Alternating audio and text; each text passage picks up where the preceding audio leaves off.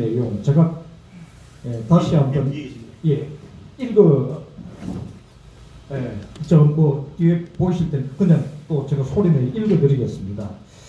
소위 가치 외교라는 미명하에 지정학적 균형을 도외시한 채 북한과 중국, 러시아를 적대시하고 일본 중심의 기이한 외교 정책을 고집하여 일본의 경도된 인사를 정부 주요 직위에 임명하는 등의 정책을 펼침으로써 동북아에서 고립을 자초하고 전쟁의 위기를 촉발시켜 국가안보와 국민보호 의무를 내팽개쳐왔다라고 하는 대목이 1차 탄핵안에 있었습니다.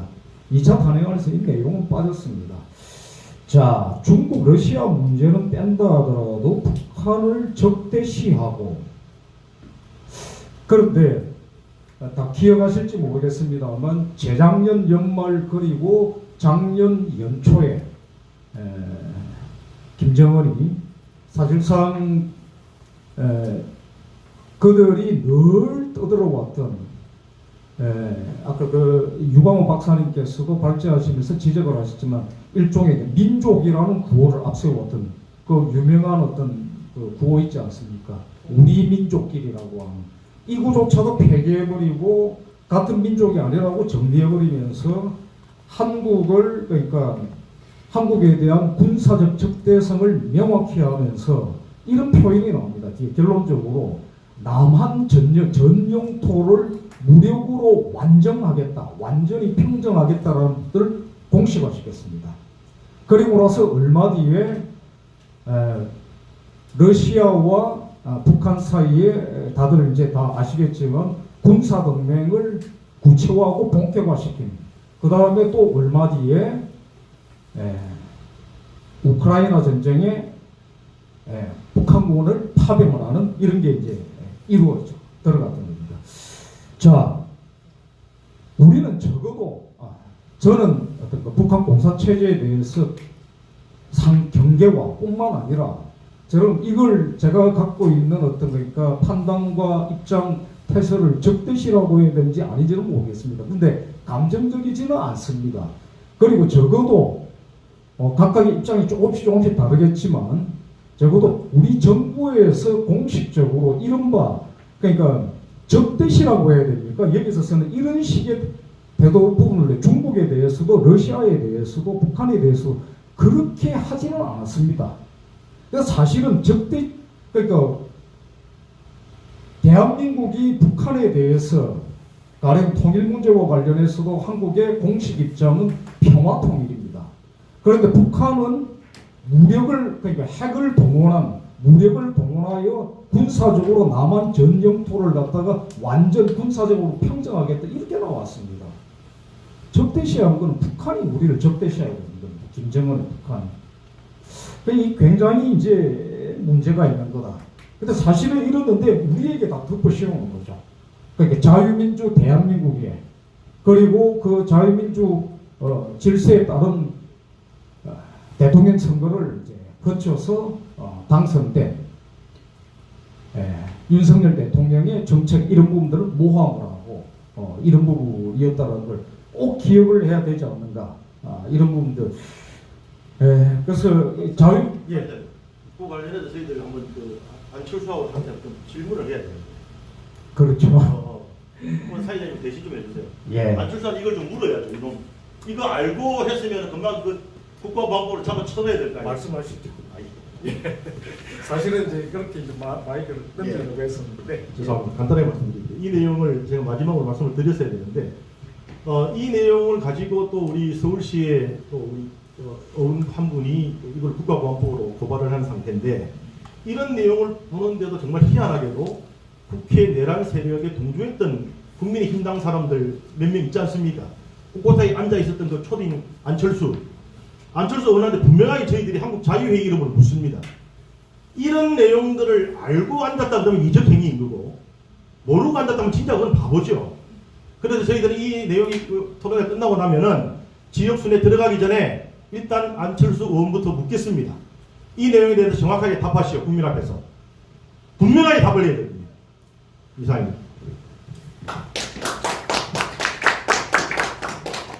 뭐 감정적으로 욕하고 이런 게 아닙니다. 안철수 의원은 뭐 그 사람도 입장이 있겠죠. 근데 설명을 해야 될 겁니다.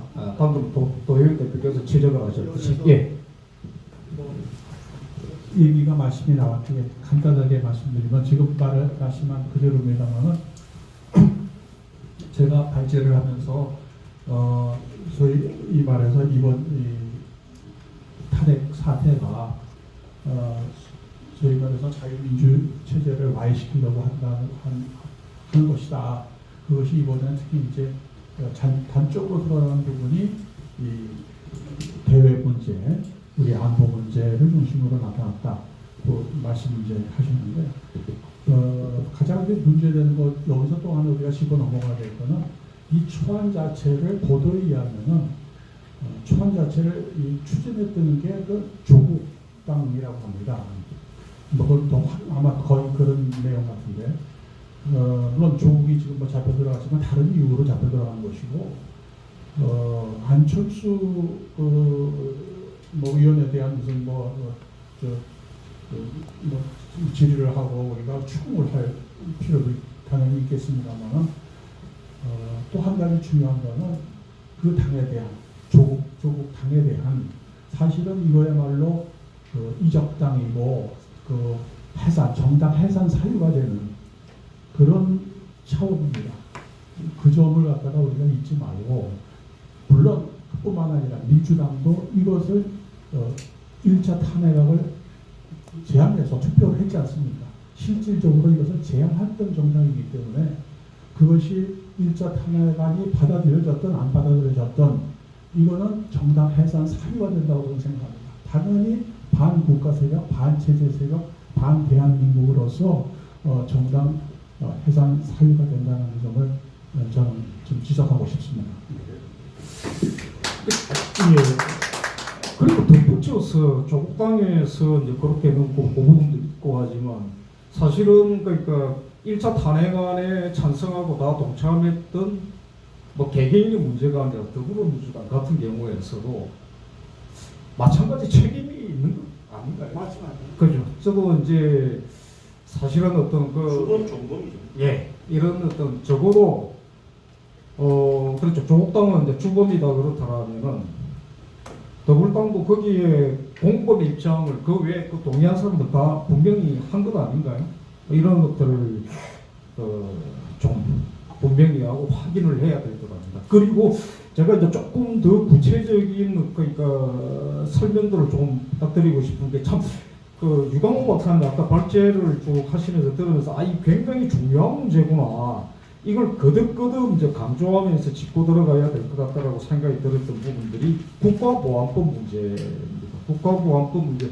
사실은 이게 이른바 그 민주파리들의 이제 민주화 이런 어떤 그 격렬한 과정들을 거치면서 대체로 통념적으로 우리 국민들의 이제 머릿속에 형성이 되어 있는 것은 국가보안법이라는 것은 아무리 순하게 얘기해도 과도하다고 인식을 하거나 혹은 이게 민주화 운동을 탄압하기 위한 뭐였다 이렇게 생각하는 경향들이 있는 것 같습니다. 그리고 사실은 국가보안법이 거의 좀 무력화되다시피 한 게 또 사실 아닙니다. 근데 그게 아니다라는 부분들 사실은 그러니까 6.25 전쟁의 그 와중에서 국회에서 국가보안법이 나왔다라는 거 이런 거 조금 더 한 번 더 말씀해 주시면 6.25 전쟁의 와중에서 나온 게 아니라 이미 그 이전에 48년 10월 23일이 요선반란인가요? 10월 1일인가요? 10월 달이죠. 하여튼 그래서 한 달 뒤에 그러니까 48년 말에 겨울에 바로 작성이 된 거예요. 재헌 국회에서 그래서 이제 실행됐고 그러니까 한국에서의 처음부터 민주라고 하는 이름 하에 나오는 정치 세력이나 운동 세력이 어떤 정체가 무엇들이냐 몇 가지가 있을 수 있죠. 아까도 말씀드렸지만 진짜 현대의 정치 생활은 민주주의적으로 해야 된다는 아주 기본적인 생각에 완전히 그 주입이 돼서 거기서 움직이는 정치인들, 학생들, 뭐 일반 국민들 이제 이런 분들이 많이 있겠죠. 그리고 두 번째는 사회주의 공산주의자이면서 현재 세계의 명분인 민주라는 가면을 쓰면 안전하잖아요. 그래서 저걸 하는 거고. 그리고 또 그들의 내심 공산주의자들은 민주라는 거에 대해서 자기들의 해석이 있습니다. 공산주의자의 말로 진짜 민주주의라는 거죠. 고대로부터 민주주의 체제라는 것은 가난한 사람들을 위한 것이었다. 이런 잘못된 지들의 wishful thinking이죠. 희망사항대로 일면적으로 해석을 하면서 가난한 사람에게 자유는 안 주더라도 니들을 해방시켜주고 니들을 위한다고 우리가 해주면 되지 않느냐. 이게 독재죠. 이게 프롤레타리아 독재예요. 이것이 진짜 민주주의라고 공산주의자들은 이론화해놓고 민주 그걸 들고 나오면서 민주. 그래서 많은 반민주주의자들이 민주라는 이름하에 민주파리로서 한국 정치와 사회계를 뒤흔들었다. 처음부터. 이제는 완전 그래서 지금 99% 100%의 정보에까지 우리가 진단하게끔 되는 이런 사태가 벌어진 거죠. 이게 70년간에 벌어진 일인데 하나 변한 게 없고 점점 장성해 왔어요. 그리고 결정적인 계기와 폭발적인 힘을 준 것은 80년도에 5.18 광주 사태죠. 예. 여기에 이것이 민주화 운동으로 역시 그대로 그런 복잡한 그 세계 정체의 사람들이 광주 사태를 그런 식으로 민주화로 그 규정하고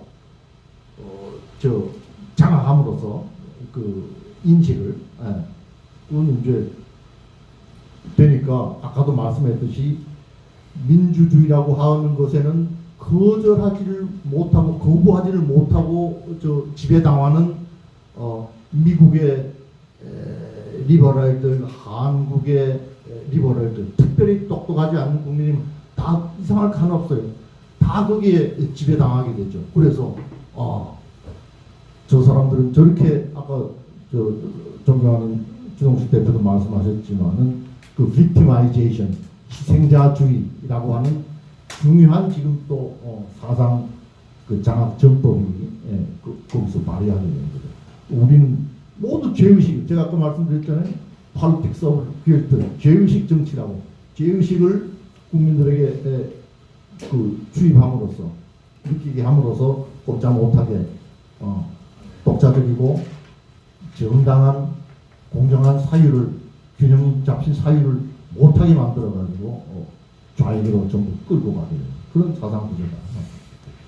그래서 이런 어떤 문제들이 그런 것 같습니다. 그러니까 실제 그 시작에서부터 그렇지만 이런 아까도 제가 그 질문을 드릴 때도 잠깐 말씀드렸습니다만 국가보안법 이런 거와 관련해서 엄격하게 이런 걸 짚어보고 살펴보지 않은 분들은 그런 어떤 그 이른바 막 거룩한 민주화 운동식의 프레임에 사로잡혀 가지고 국가보안법이라는 것들이 독재 정권이 민주화 운동을 탄압하기 위한 뭐였다는 식의 발상을 가지고 있는데 시작부터가 그런 게 아니었다라는 겁니다. 그 다음에 두 번째로 여기에 제가 잠깐 하나 또 보태자라면은 방공법 관련한 부분들. 제가 이런 경험이 있었습니다. 방공법은 누가 어떻게 해서 만들어졌을까? 여기 질문을 던지게 되면은 대부분 다 이렇게 1차적으로 답변이 나옵니다. 이승만 정권이 만들지 않았을까요? 박정희 정권이 만들지 않았을까요? 이렇게 답이 나오는데 아닙니다. 물론 최종적으로 확정이 된 것은 박정희 시대에 들어왔습니다. 그런데 방공법 제안을 한 거는 방공법 제정 제안을 한 거는 4.19 직후에 수립된 장면 정권에서 장면 총리가 제안을 한 겁니다.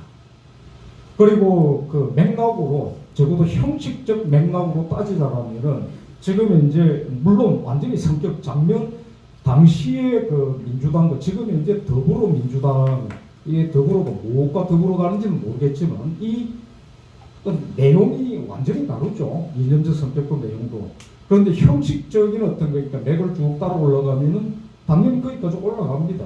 그런데 바로 그 4.19 직후에 어떤 민주당 정권의 장면 총리가 반공법 제정을 제안했습니다. 물론 격렬한 반대에 부딪혀서 제정하지 못했습니다. 왜 반공법 제안을 했느냐? 4.19 직후에 어마어마한 혼란상이 전개됐습니다. 말하자면 이제 그 좌익 세력이 그냥 가자 뒤덮었습니다. 가자 북으로 오라 남으로. 아니 6.25를 거쳤는데 오라 뭐 어떻게 오라라는 얘기예요. 정말 놀라운 얘기였습니다. 그리고 장면 총리 집 앞에서 반공법 제정 이런 대고가 이런 거 혁신 세력이라고도 참 교활한 언어였습니다. 교활한 표현이고 그냥 좌익 세력이죠. 이른바 혁신 세력으로 지칭되는 이 세력들이 장면 총리 집을 밤에도 둘러싸고 그래서 횃불 시위를 하면서 김일성 만세를 외치고 했습니다. 기록들이 다 남아 있습니다.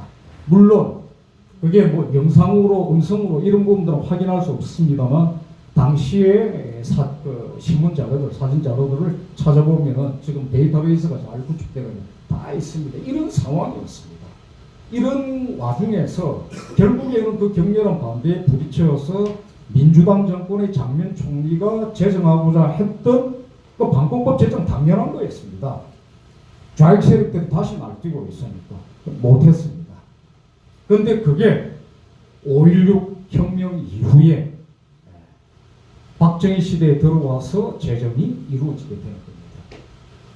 그래서 이런 구체적인 과정들이 있는데 어느 순간부터 특히 이른바 87 민주화 운동으로 일컬어지는 그리고 군사 독재와 거룩한 민주화 운동이라는 거기에 맞서 민주화 운동의 프레임에 사로잡히게 되면서 국가보안법도 반공법도 전부 다 이런 어떤 국민 주권을 유린하는 민주화 운동을 탄압하는 도구였을 뿐이다라는 식의 발상것들이 휩쓸고 여전히 그런 부분들이 있다라는 겁니다. 이런 부분들도 제가 조금 보충 설명을 좀 드리도록 하겠습니다. 지금까지 설명해 주신 그대로도요. 국가보안법이 있었고 반공법이 있었고 다시 국가보안법이 있었는데 90년도도 대우정부 하에서 국가보안법의 개정이 있었습니다. 그 당시에 사실 이제 그것이 오늘날 볼 때 계약이다 이렇게 얘기할 수가 있겠는데 왜 그러냐면은 그 당시는 이제 어떤 상황이냐면 공산권이 붕괴되는 상황입니다. 그래서 국가보안법이라고 하는 것은 기본적인 핵심적인 법적인 개념이 반국가 단체를 중심으로 합니다. 반국가 단체 이곧 북한을 얘기하죠. 그래서 북한과 연결된 활동을 갖다가 규율하는, 그걸 단죄하는 이 법률이죠. 법률이고 법률의 주체는 중앙정부고 안전기획부가 되는 거죠. 그렇게 해서 형성된 게 국가보안법인데 공산권이 붕괴가 되니까 그다음에 이 반국가 단체의 성격이 남북 간에 남북 합의서가 이루어지고 하니까 반국가 단체의 이 설명을 하기에 내놓기를 그거를 핵심 개념으로 하기에 상당히 문제가 있다. 그래가지고 상당히 문제가 흔들렸습니다. 그런데 그때 한쪽으로 설명하기는 반국가 단체가 아니라 그러니까 북한과의 문제보다도 한쪽에서는 뭘 주장했냐면은 간단하게 말하면 개념상으로 자유민주주의 질서법, 기본법 이런 걸 제정하려고 했습니다. 하여튼 또 그룹이 있었습니다. 그래서 자유민주주의를 전복하려고 하는 것은 북한이든 어디든 안에든 북한이든 외국이든 전부 다 규율할 수 있는 법으로 만들자고 하는데 그것은 실패하고 오히려 국가보안법에서 소위 말하는 독소 조항을 뺀다. 그러니까 사실상 이 국가보안법 자체가 무력화되는 여러 가지 이 국가보안법에서 이 간첩들이나 이거를 갖다가 규율할 수 있는 여러 측면들을 갖다가 상당히 축소시켰기 때문에 실질적으로 국가보안법이 무력화됐다, 사고다, 그 이후에 사고가 됐다라는 결과가 오는 것입니다. 그게 지금까지 계속되고 있고, 그 이후에는 이거는 계속해서 국가보안법 자체를 폐지하자는 운동도 많이 특히 좌파 쪽에서 있었습니다만은 거의 형식적으로만 얘기하지 주체들이 얘기 안 하는 이유는 이게 실질적으로 사고가 되다시피 했기 때문에 별로 건드리지 않아 왔다, 이렇게 이제 생각을 합니다.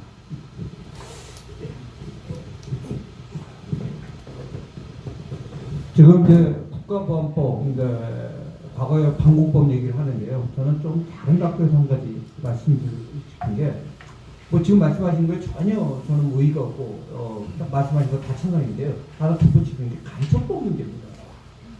이번에 이제 간첩법이 사실은 여러분 아시는 분은 이미 아시지만 우리나라는 북한에 대한 간첩 행위만 간첩으로 잡을 수 있습니다.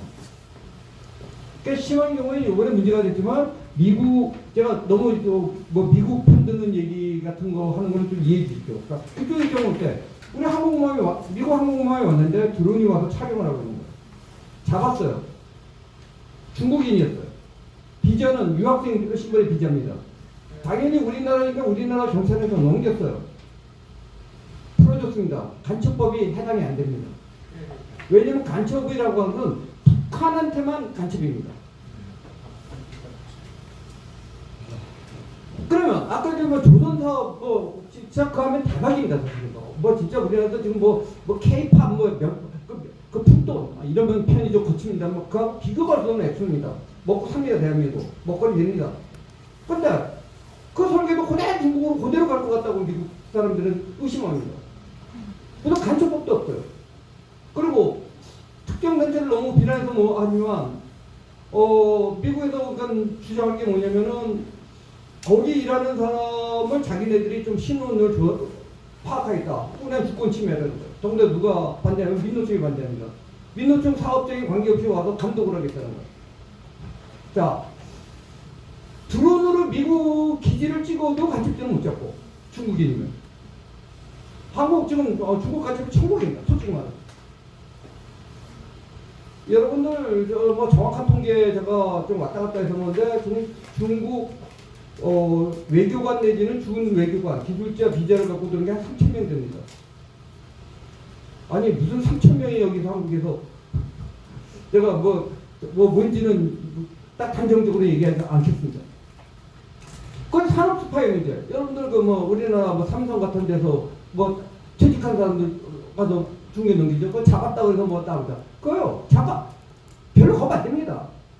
내가 진짜 쌍말 해볼게. 애국심 없다고 치면 그거 팔아넘기고 한 50억 받고 만약에 잡혀도 진짜 넉넉 잡고 1년만 살고 나면 됩니다. 진짜 솔직히 말해서 남자들 한 1년 살고 50억 번다면 아마 지원자들 이 중에도 저는 계실 거라고 봅니다. 다 국가를 팔아먹는다는 문제가 좀 걸리지만 왜냐 간첩죄가 안 됩니다. 그래도 간첩죄를 하자고 그래갖고 여야가 합의를 봤었어요. 사실은 민주당에도 상식적으로 그러면 간첩죄로 넘겨야 된다고 생각. 근데 갑자기 틀었거든요. 그럼 왜 그 틀을까? 중국 간첩을 잡자는 것도 틀까? 심각한 문제입니다. 아까 국가보안법은 말할 것도 없고 지금 이제 북한 간첩이라고 하는 잔챙이들만 잡을 수 있고 겁니다. 제가 길게 무슨 국정원을 그것도 못 잡게 무력하니까 탔다는 법이 없어요. 법이. 그러니까 쉽게 말해서 중국 유학생 신분을 가진 사람이 와서 주한미군 기지를 딱 촬영해도 얘 간첩으로 못 잡아요. 기껏 할 수 있는 게 뭐냐면요. 그냥 추방입니다. 추방이. 또 항공모함 사건이 그래요. 항공모함 그냥 깨주고 갔어요. 그다음에 중국 간첩 기지가 있다가 강남에 무슨 음식점으로 위장한 이런 거 나고 아무도 없어요. 잘하면 추방되고 벌금 물면 그만이에요. 세상에 이런 중국이 어디 있어요? 네? 아니 그래서 이제 합리적인 의심인데요. 그 그런 간첩법조차도 국회에도 합의를 해놓고 틀어버리는 그 정당은 정치가 뭘까라는 합리적인 의심을 해봅니다. 예, 사실 그 질문을 실제로 드리려고 했던 게 간첩법은 정말 그걸 가로막은 놀라운 어떤 일입니다. 그러니까 합리적 논리적 의심을 하자면은 간첩이니까 간첩법을 그렇게 돼버리죠. 나중에 조금 이제 증거가 잡히려고. 토론에 들어가면서 하겠습니다.